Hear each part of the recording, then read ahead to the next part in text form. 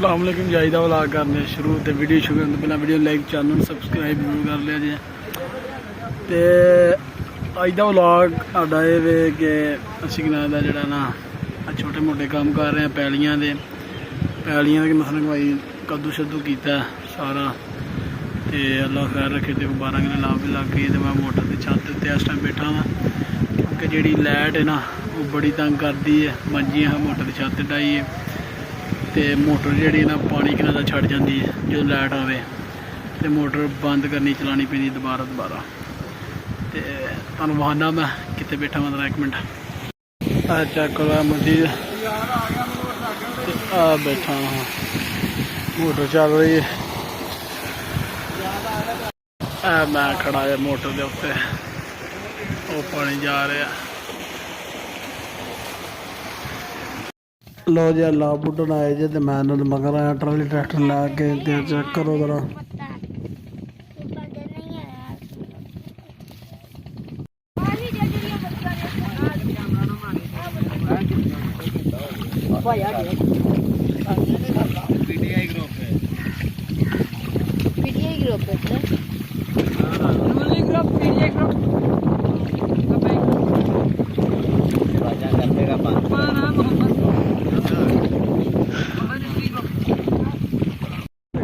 लो जी सुबह बुटली खाने तो आ वेखो हम पिछले टाइम लग गए जो लाभ लान दे चेक करो और लगे पे जे लाभ लान ते किले की इंशाअल्लाह अल्लाह खैर रखते हैं मुक जाना 2 किले गाओ फिर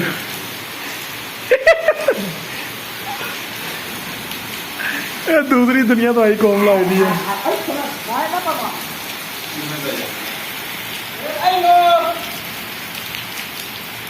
लो जी हम लाभ लगी है तो बारिश आ गई थी अभी ना रहा जी चेक करो।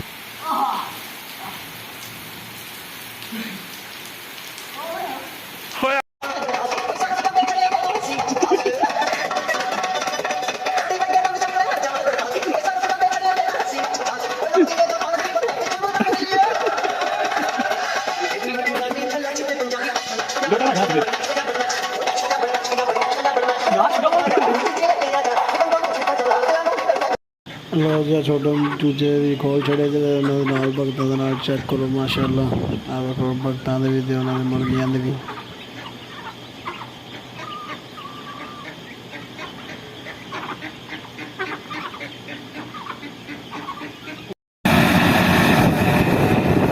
अलहमदुलिल्लाह जो 5 किले रह गए हजे 3 किले तो तैयार भेजना 2 किले जोड़े ने को अगला किला तो 1 किला भी तैयार होने लगा जे इंशाअल्लाह जो लाभे लग करके तो जोड़ा ना यह भी कंप्लीट हो जाएगा। बाकी वो अगे चेक करो 12 किले जी लग गई 13 किले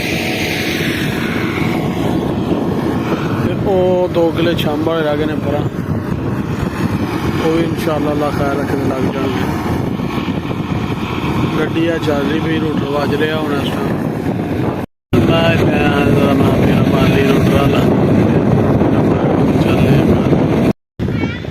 चेक करो जी दोस्तों बदल चढ़ा है माशाअल्लाह इधर एक सारा चिट्टा तो बाकी बहुत ही जालम व्यू होया पाया पिंड का। चेक करो जी कितना बदल चढ़ के आ गया न्हेरा ही न्हेरा हो गया।